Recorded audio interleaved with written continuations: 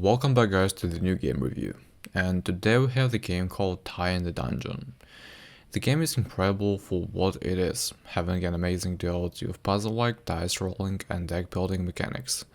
As a novice to deck building games, I love this game but also hate it for being punishing for its own RNG but encouraging experimentation and strategic testing while trying to manage your dice deck. There may feel like a lack of content as there are only 3 playable heroes so far, and there is a lot of possibilities for other dice ideas, characters, playstyles and relics, but they are very open and honest about the fact this is an early access release that is playable on the spot with the core mechanics well established and some very nuanced and exciting mechanics that totally change around your gameplay. I would say my biggest problem is that I'm not used to deck builders, and often run off a vibe rather than hard strategy, making most of my runs not last into the second round. If I'm not clearing the first boss in just a few turns, I don't expect to make it far with how fast enemy damage hikes up into the second phase, especially when you need to eventually be balancing perfect sustain with a perfect attack. The decks that I have to go the furthest in those situations are the ones that got early energy increases during the first stretch, and ends up making me reluctant to spend time on other avenues of play since I know how stacked I have to get later. Before I get to the harsh details of this review, I will admit the game has interesting and different mechanics I have not seen in other roguelike games. Bosses also feel super unique and playing around them feels very rewarding. And so are the regular enemies in the game. They are quite charming and the art of direction is superb. I mean, it's not to love playing as cute a frog and throw the unique dice on the board, but right now I'd say only play this if you're in the hunt for more dice deck building roguelikes such as Spell Rocks, Licensed Dice, Astria. And this is coming from someone who was very much looking forward to playing Die in the Dungeon after testing out both Origins and the latest demo.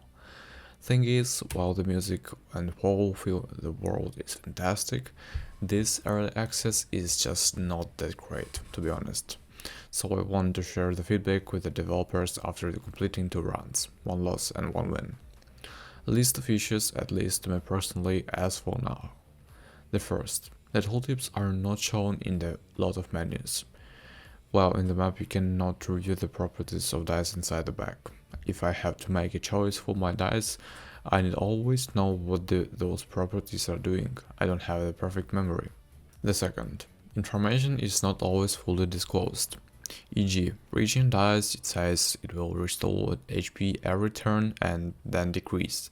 What it doesn't tell you, it always gets reduced by half, so from your regenerate to your drop for full next turn. Dice drafting after beating normal enemies is not exciting enough. Seriously, both my runs had a very few dice because most dice offered either have crappy properties or they are just basic versions.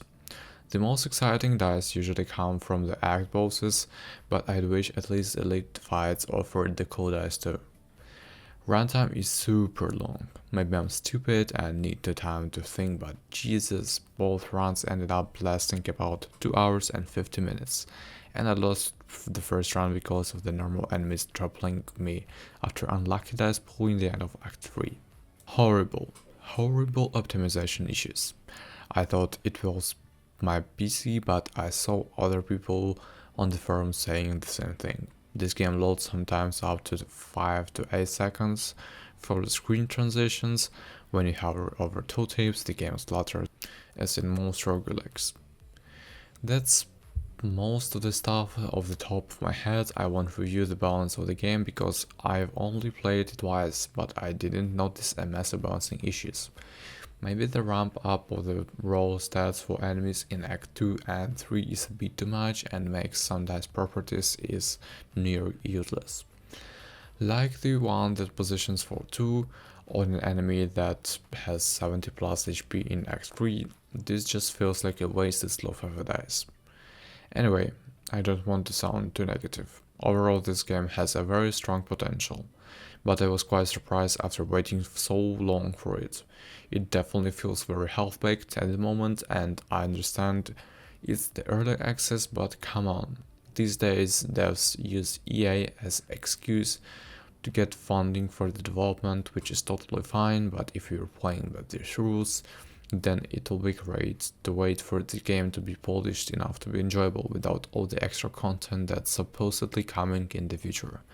I only say supposedly because after buying so many indie roguelikes, most of them are abandoned when they don't make enough money.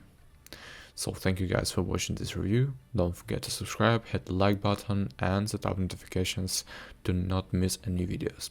Bye.